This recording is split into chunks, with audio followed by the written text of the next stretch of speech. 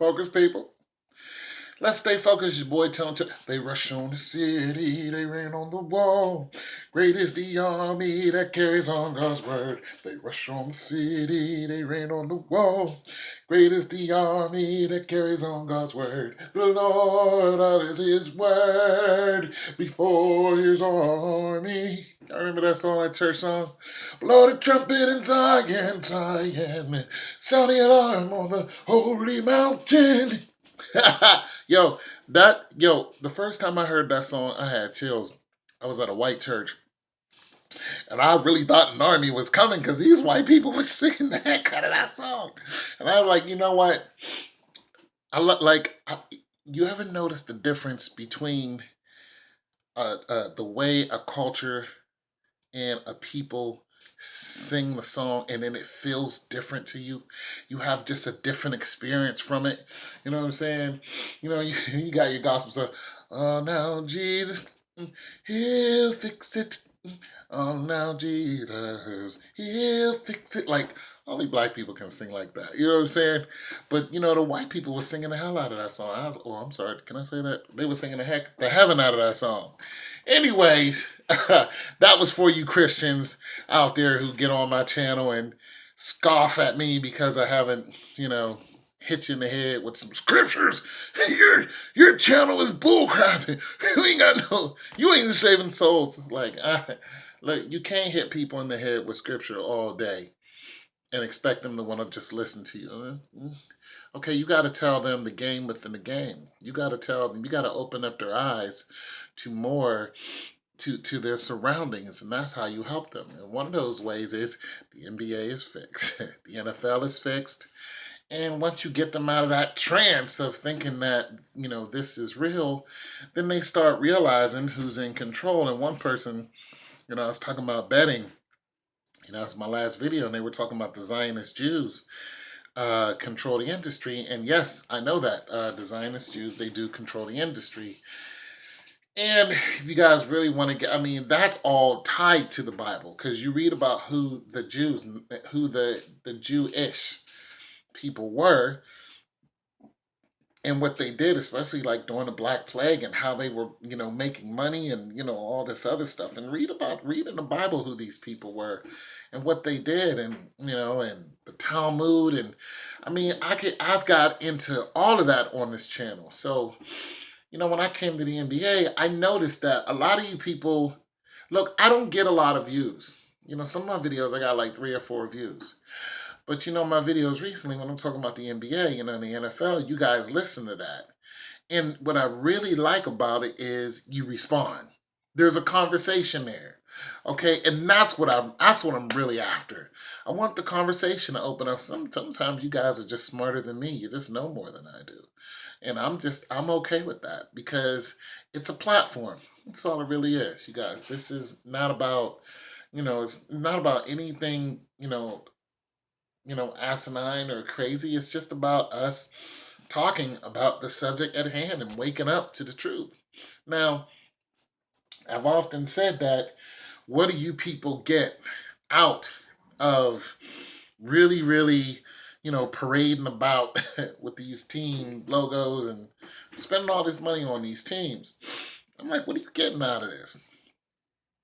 And I told you that unless you're you can look. I understand getting a feeling out of it, like, oh, my team won, boom, because I was a huge Pittsburgh fan because I was from Pittsburgh, and it was like, yeah, my team won, you know, and then you have the financial benefit of, money coming into your city. So that's a good reason why you want your team to win. That's obvious. Now, I just watched a video on the championship rings from last year when Cleveland won, and the employees who work, who work for the Cavaliers. Now, I didn't know they did this. So I'm just going to play this. The Stars in the Shadows, the relatively unknown but equally important members of the Cavaliers basketball team. That's right, and all 2,000 of them recognized and rewarded last December. The E-Team's Kristen Volk joins us live, and Kristen, those members got a gift so expensive, so extraordinary, How that expensive? they're still stunned by it till this day. Yeah, Mona, and it is certainly a stunning piece of jewelry. The It is. recipients all work here at the Q. Off the court, many behind the scenes. We spoke to two of them recently, both Brooklyn residents, and here is how 6.5 carats have spiced up their lives. That moment. It's over! It's over! Not this one. Not this one. But this one. On a cold December day. It's all for one, one for all. When a hunk of real... I'm going to show you guys this ridiculous ring. There. That's what you're talking about. Championship ring. So, this video is on World Star Hip Hop. And so I'm gonna play more of this video. Gold, covered in more than 400 diamonds. Gold and their diamond. own. I'm sure you've seen it before. Yes, that's a Cavalier championship ring. It's very emotional. The coveted jewelry, a gift from Cavs owner Dan Gilbert to everyone on the team. 2,000 in all. From LeBron to Millie, Kyrie to Miguel. In Cleveland. That's something everyone else. Who pitched in or who work here got a ring. Millie Quinones scans tickets at the Q. Miguel Quinones supervises ushers. Both work part-time here. Both have rings. Both are married to each other.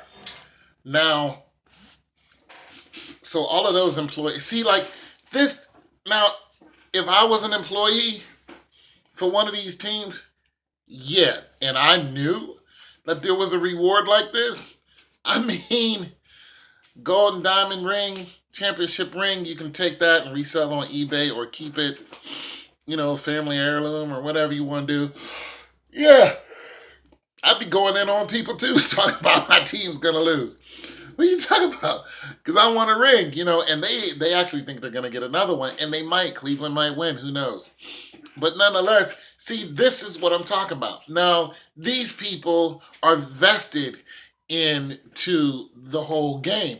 So, listen, it's almost like, yeah, we know that it's fixed, but who cares? We get a ring. You know what I'm saying? They're getting something out of it. So that's what I'm trying to tell you people. You people who aren't getting anything out of it, it's not brightening up your day. It's not doing nothing for you. You're doing more losing money than you're gaining money. Why do you guys go so hard? You get zero out of it, but you go so hard. Now, if it was one of these people and they're part-time, these are part-time employees just doing it to get the extra cash and didn't know that they was going to get a ring. Yeah, you know, I can see them doing this. I can see them going in hard, on somebody on YouTube, you know what I'm saying? And, you know, but you guys who go hard and get nothing out of it, I don't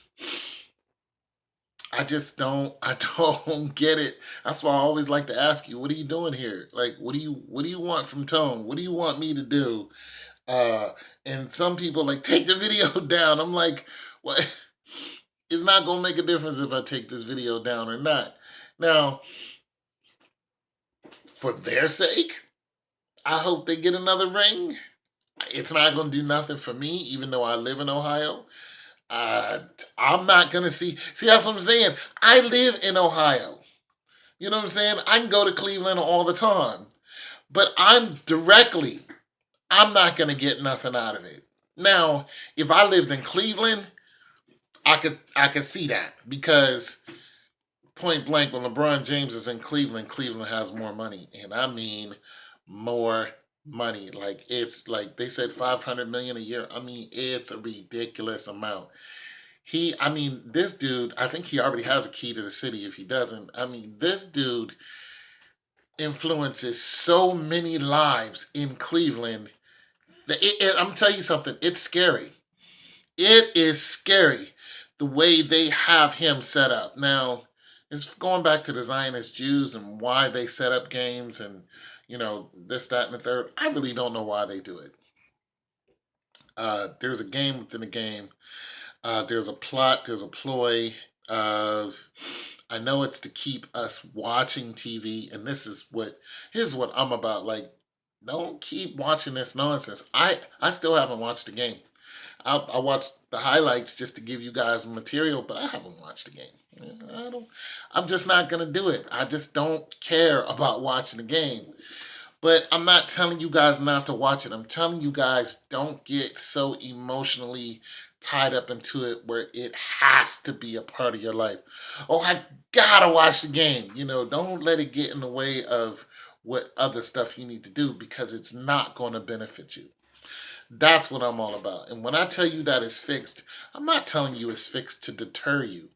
I'm telling you it's fixed so you don't go out and burn jerseys. You guys go, you go out and you burn the man's jersey. You call him all kind of, names and whatnot. And then when he came back to the city, you loved him. It's like, when LeBron James left, I was like, okay, cool. Peace. You know what I'm saying? He's doing, I was like, okay, it's an executive move for him and his family.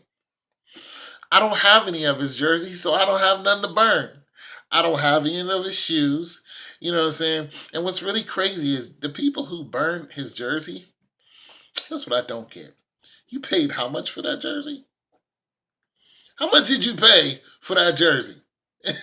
So you burned up your own money. And here's another thing. When LeBron left, he had no championships when he left Cleveland. When he came back, he had 2 championships. Then he won another one in Cleveland. How much would that jersey be worth right now? I'll just a question unto you people who go around and burn jerseys and curse people out when they leave your city. That's what I'm saying. Like, how much would any of his paraphernalia be worth, especially from 3 years ago? How much would it be worth? I'm thinking it'd be worth a lot more than what you paid for it. You know what I'm saying? Kind of like the Colin Kaepernick effect. Colin Kaepernick sold out all his jerseys just by taking a knee. You know what I'm saying? He did something monumental. LeBron James did something monumental. Cleveland hadn't won a game in 50 years, haven't won a championship in 50 years. LeBron James bring home a championship. Monumental. Those shirts that you burned are worth a lot more money just because he won. Just because he won in Cleveland. So, you guys, you know what I'm saying? Unless you're these people, you know what I'm saying? Or unless you directly, like you live in Cleveland and there's some type of financial benefit, like, just take this, can you guys woosah? Go ahead, woosah. Come on, we're going to woosah. Just woosah. You know what I'm saying? And breathe in, breathe out. You know what I'm saying? Take it easy, man. You guys get too wrapped up into this stuff, man. Listen, there's a dude from Pittsburgh, and this is a terrible story. This dude from Cleveland went to Pittsburgh, was in a bar talking to some other brothers, and they start going at it about Pittsburgh and Cleveland, who's a better football team, which is obvious, is Pittsburgh. But the dude had a Cleveland jersey on. And he represented his city. Not mad at you. You a dog. You represent them dogs. They're one of the most losing squads ever, but nonetheless, you a loyal fan. You go in there, and pretty much he died that day. Them guys killed him. And this is one of the reasons why I come at y'all so hard about not being so hard about these sports, because it's just a team that really doesn't do anything for you except represent your city, and it doesn't have a direct effect on you unless you're like these people. Like, it's just not that serious, you know what I'm saying? So, it's your boy Tone 202. God bless you all. And, we'll see you soon. And thanks for subscribing. And thanks for your comments. Tone, I'm out.